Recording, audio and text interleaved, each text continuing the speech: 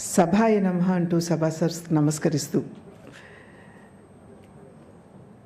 ఈనాటి కార్యక్రమానికి ముఖ్య అతిథిగా కన్నా కూడా మా యొక్క మంచిని ఆకాంక్షించేటువంటి వ్యక్తిగా ఈ కార్యక్రమానికి విచ్చేసినటువంటి దేశ ఆర్థిక మంత్రి శ్రీమతి నిర్మలా సీతారామన్ గారికి, రాష్ట్ర ముఖ్యమంత్రి వర్యులు శ్రీ చంద్రబాబు నాయుడు గారికి, నాకు పితృ సమానులైనటువంటి పెద్దలు వెంకయ్య నాయుడు గారికి, ఈ కార్యక్రమానికి కారణభూతులైనటువంటి దగ్గుపాటి వెంకటేశ్వరరావు గారికి, విశాఖ పార్లమెంట్ నియోజకవర్గానికి ప్రాతినిధ్యం వహిస్తున్నటువంటి భరత్ గారికి, మరియు వేదిక ముందున్నటువంటి ఆత్మబంధువులందరికీ పేరు పేరున ముందుగా నా నమస్కారాన్ని నేను తెలియజేస్తున్నాను. వేదిక మీద లబ్ధ పురుషులందరూ కూడా ఉన్నారు. వారి వారి రంగాల్లో అద్భుతమైనటువంటి విజయాలని చెప్పండి, లేదా రికగ్నిషన్ అని నన్ను చెప్పండి, సాధించినటువంటి వ్యక్తులు ఇవాళ వేదిక మీద ఉన్నారు. పెద్దలు వెంకయ్య నాయుడు గారి గురించి కొత్తగా మీకు పరిచయం చేయవలసినటువంటి అవసరం లేదు, చెప్పవలసినటువంటి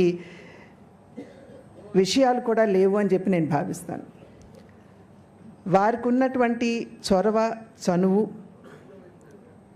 రాజకీయ ప్రస్థానంలో వారు చూసినటువంటి ఆటుపోట్లు, వాటన్నిటినీ కూడా అధిగమిస్తూ వస్తూ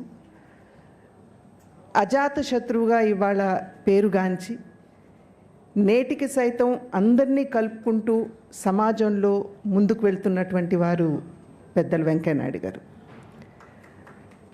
అదేవిధంగా కేంద్ర ఆర్థిక మంత్రిగా ఒక రికార్డును సృష్టించి 8 పర్యాయాలు ఒక దేశానికి బడ్జెట్ ప్రవేశపెట్టడం అంటే అది నిజంగా ఎంతో అదృష్టం ఉంటే కానీ జరిగేటువంటి విషయం కాదు.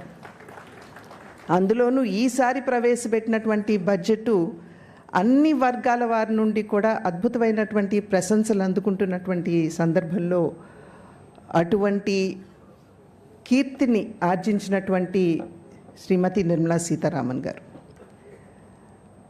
అదేవిధంగా పరిపాలనా దక్షత అనేటువంటి పదానికి పర్యాయ పదంగా ఇవాళ రాష్ట్రాన్ని ఎంతటి సంక్షోభంలో ఉన్నదో మనందరికీ తెలుసు. అయినప్పటికీ కూడా వారికి ఉన్నటువంటి పరిపాలనా దక్షతతోటి ముందుకు తీసుకెళ్తున్నటువంటి వారు ముఖ్యమంత్రి శ్రీ చంద్రబాబు నాయుడు గారు. అదేవిధంగా ఇప్పుడు ఈ కార్యక్రమానికి కేంద్ర బిందువు 35 సంవత్సరాల సుదీర్ఘమైనటువంటి రాజకీయ ప్రస్థానంలో ఎవరి చేత కూడా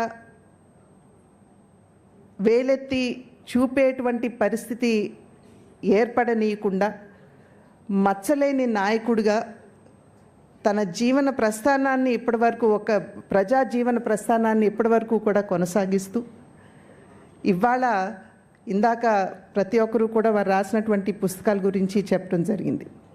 కనుక అటువంటి ఒక రిటైర్డ్ జీవితాన్ని, రిటైర్డ్ అని కూడా నేను అనకూడదు, ఇందాక పెద్దలు వెంకయ్య నాయుడు గారు చెప్పినట్లుగా రిటైర్డ్ కావచ్చు కానీ మేధస్సు మాత్రం టైర్లెస్గా పనిచేస్తుంది అని ఏదైతే వారు చెప్పారో అటువంటి వెంకటేశ్వరరావు గారు.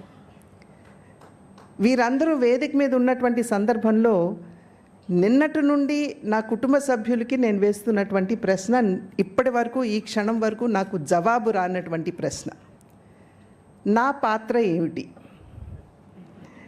ఇంతటి అద్భుతమైనటువంటి కార్యక్రమం జరుగుతున్నప్పుడు వేదిక మీద ఉన్నటువంటి వారందరూ కూడా ఈ కార్యక్రమం గురించి అన్ని కోణాల నుండి, ఒకరు ఎందుకు రాశానో చెబితే, మరొకరు ఎందుకు దాన్ని ఆస్వాదించాలో, ఎందుకు చదవాలో చెప్పినట్లయితే, మరొకరు చరిత్రని ఏ విధంగా వక్రీకరించి ఎప్పటి వరకు రాయబడిందో దాన్ని ఎందుకు మనం సరిచేసుకుంటూ ముందుకు వెళ్ళాలి.